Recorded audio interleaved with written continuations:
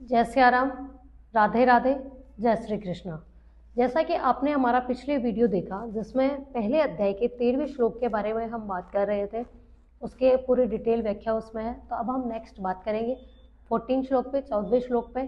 तो श्लोक, व्याख्या और कलयुग का अर्थ, ये सब हम जानेंगे। तो आइए सबसे पहले जानते हैं श्लोक को।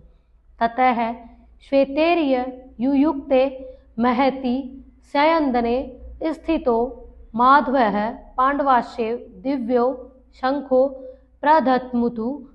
ये है हमारा 14वां श्लोक। इसकी व्याख्या जानते हैं। अर्जुन के पास सफ़ेद 100 घोड़े थे जो पृथ्वी, स्वर्ग आदि स्थानों पर जा सकते थे।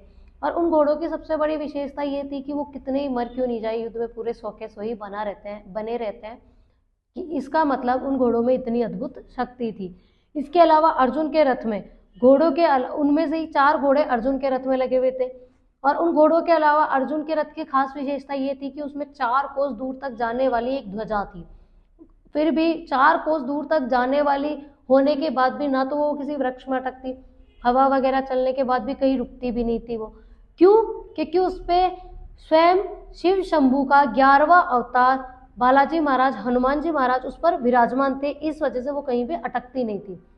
भगवान श्री कृष्ण के हाथों में और अर्जुन के हाथों में जो तेजोमय अलौकिक दिव्य अलौकिक शंख थे, कौरवों के बजाने के बाद उन्होंने भी जोर से उसको बजाया और युद्ध का आगाज किया कि कौरव तैयार है तो अब हम भी युद्ध के लिए तैयार हैं।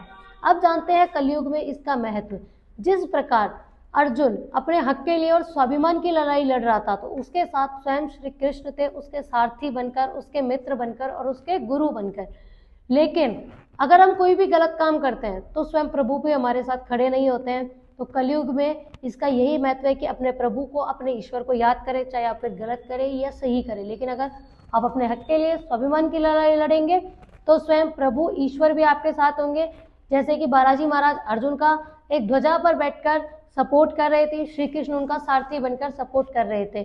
तो धन्यवाद। जय श्री राम।